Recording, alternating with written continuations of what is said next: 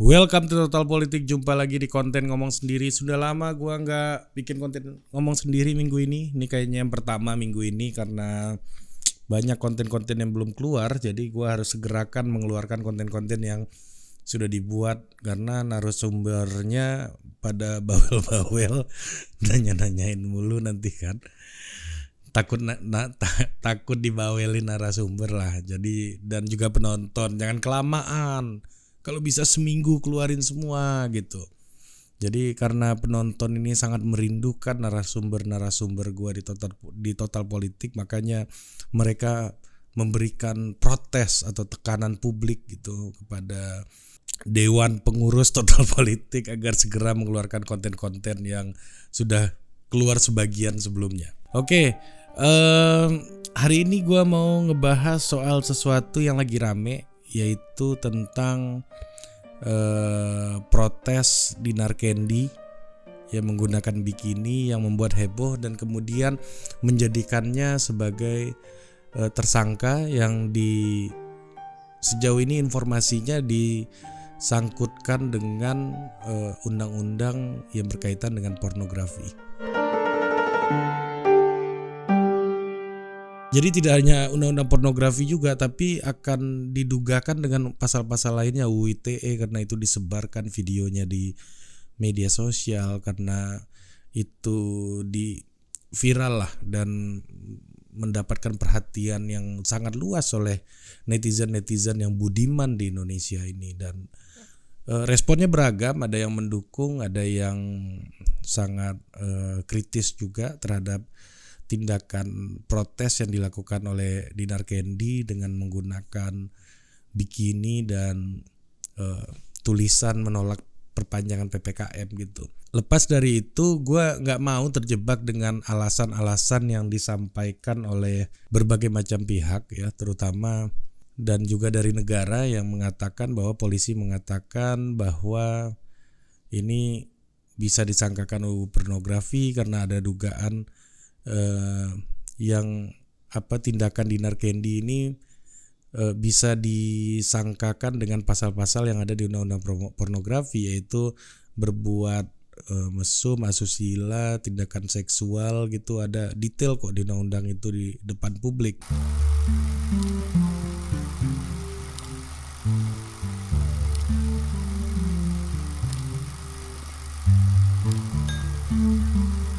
Nah, tapi ini gue lebih melihat ini sebagai protes yang menggunakan bikini sebagai sarana untuk menarik atensi gitu. Nah, jadi kalau lu lihat ya, protes itu kan orang cari perhatian gitu, melakukan protes, sehingga ketika dia dapat perhatian ada sedikit banyaknya rencana-rencana yang terkait dengan kebijakan itu menjadi pertimbangan dari stakeholder. Jadi gunanya protes itu kan untuk mempengaruhi jalannya sebuah kebijakan, dan mana di dalam hal ini kebijakan mengenai PPKM, dan Dinar Kendi sebagai subjek politik gitu ingin mencoba untuk mempengaruhi itu dengan cara mendapatkan atensi, dan itu sebuah strategi yang sejauh ini berhasil gitu ya untuk mendapatkan atensinya. Tapi apakah kebijakan PPKM-nya itu lanjut atau enggak, itu menjadi soal yang lain. Dan kalau kita lihat demonstrasi kan juga begitu. Jarang sekali demonstrasi di Indonesia yang kemudian, terutama setelah reformasi ya, kemudian itu dapat mengubah jalannya sebuah proses pengambilan kebijakan. Dia akan mengganggu, iya, tapi mengubah itu nyaris hampir tidak banyak gitu kebijakan. Paling mengganggu penundaan atau kita tangguhkan, atau ya nanti kita bahas lagi gitu misalnya. Jadi memang upaya demonstrasi ini untuk sampai ke dalam proses politik yang lebih dalam itu sangat sulit. Jadi ibarat kita datang ke rumah orang, kita itu protes itu cuma sampai teras lah dalam proses pengambilan keputusan. Nah, berkaitan dengan kasus Dinar Kendi, kalau kasusnya itu berkaitan dengan menggunakan bikini di depan umum, ya orang di pantai-pantai di Bali itu juga tempat umum dan orang pakai bikini semua, banyak yang pakai bikini di situ dan tidak ada soal ya. Kalau undang-undang ini disangkakan ke semua orang yang berjemur di pantai gitu ya, yang menggunakan bikini, itu gua rasa banyak sekali orang yang terjerat menjadi tersangka undang-undang yang ancamannya sampai 10 tahun gitu. Itu menjadi pertama ya, menjadi concern gua di sini.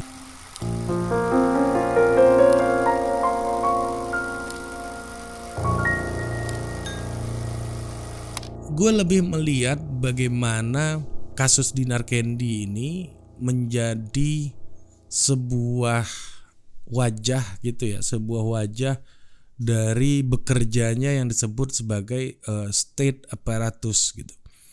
Jadi ada seorang pemikir berhaluan kiri Marxian, yaitu Louis Althusser ya, pemikir yang sangat terkenal lah itu, dan dia berbicara bagaimana negara itu merupakan sebuah instrumen dari kelompok yang berkuasa gitu. Instrumen apa? Instrumen represi gitu. Instrumen apa? Instrumen ideologisasi dari kelompok yang berkuasa gitu. Jadi menurut Althusser, ketika adanya negara, gereja itu digantikan dengan institusi pendidikan gitu sebagai sebuah sarana untuk melakukan ideologisasi. Kalau dulu gereja satu ideologi dengan negara, sehingga ideologisasi dilakukan di gereja gitu. Nah sekarang untuk mendukung karena negara dikuasai oleh kelas kapitalis gitu ya, kelas yang pro terhadap nilai tambah ya, sehingga kelompok-kelompok berkuasa ini menggunakan sekolah gitu sebagai instrumen untuk mendukung agenda-agenda politik kelompok kapitalis gitu. Jadi cara berpikir Althusser kayak begitu. Dan kalau kita lihat hubungan antara state apparatus dengan kelompok berkuasa di negara itu tampak ya seolah-olah otonom, tapi di sisi lain juga mereka punya mekanisme formal untuk melindungi kepentingan-kepentingan tersebut gitu. Apa maksudnya? Maksudnya adalah ketika yang berkuasa itu misalnya hari ini adalah pemerintahan Pak Jokowi gitu, dengan sendirinya tanpa diperintah gitu, aparaturnya ini akan melindungi kepentingan-kepentingan yang ada di sekitar pemerintahan Pak Jokowi gitu tanpa diperintah, karena begitulah lembaga ini bekerjanya, begitulah mekanisme dari state apparatus ini bekerja gitu. Nah dalam kasus PPKM ini gue menduga bahwa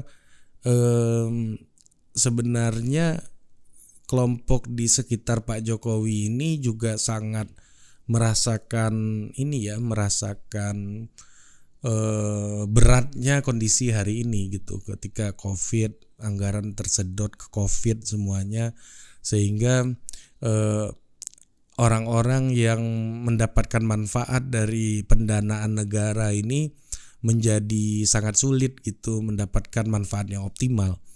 Nah sehingga ketika itu terjadi, PPKM ini menjadi pertaruhan gitu bagi pemerintah. Kalau PPKM ini gagal, kalau PPKM ini tidak bisa menghasilkan sebuah dampak yang diharapkan, sehingga krisis semakin panjang, sehingga orang-orang yang mendapatkan manfaat dari keadaan normal berjalannya sebuah negara itu akan sulit untuk menikmati apa yang harusnya mereka harapkan dari pemerintahan hari ini gitu. Nah itu yang terjadi, dan makanya tampak kayak misalnya seruan aksi apa gitu yang kemarin tuh ya, yang cukup rame gitu, aksi Agustus, aksi yang kemarin itu gitu, banyaklah macam-macam aksi itu yang demonstrasi itu yang ditakutkan akan mengurangi dampak atau menggagalkan program PPKM ini, yang mana pemerintah hari ini tuh butuh klaim gitu, butuh klaim untuk mengeksekusi, untuk memberikan ruang kepada orang-orang sekitarnya mengeksekusi kepentingannya masing-masing gitu.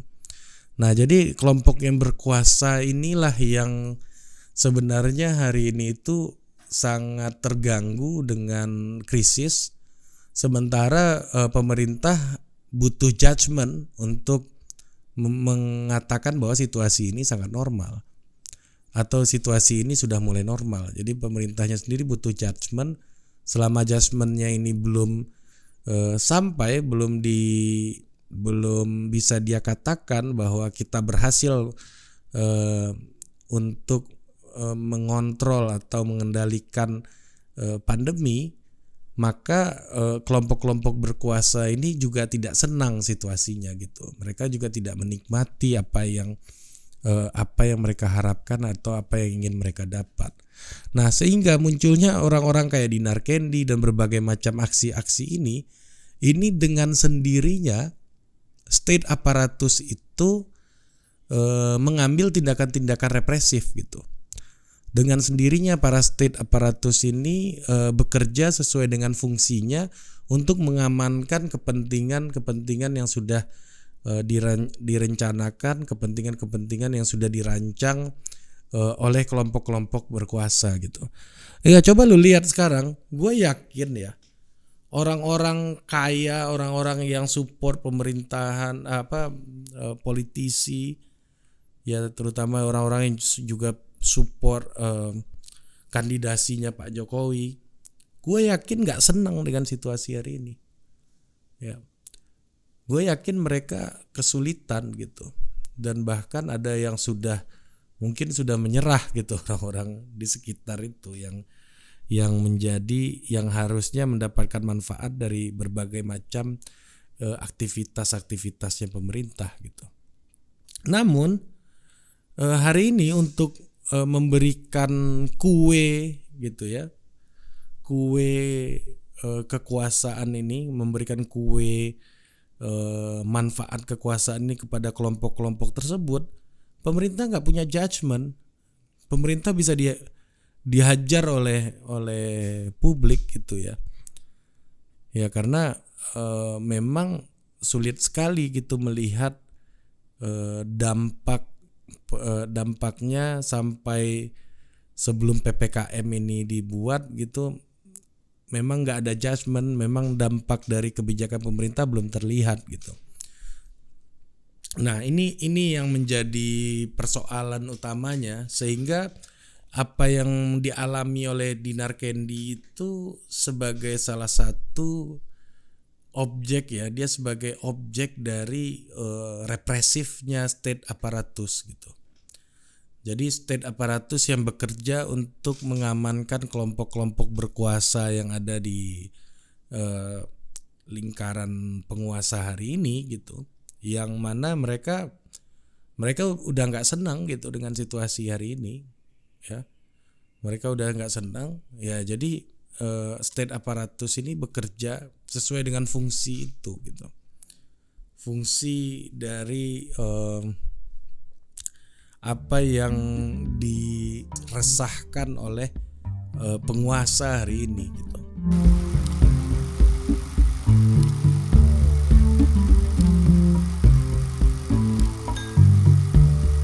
Nah, oleh karena itu gue ingin mengatakan bahwa memang gue yakin tidak ada perintah yang begitu komen gitu dari atas gitu ya untuk melakukan tindakan-tindakan represif gitu ya.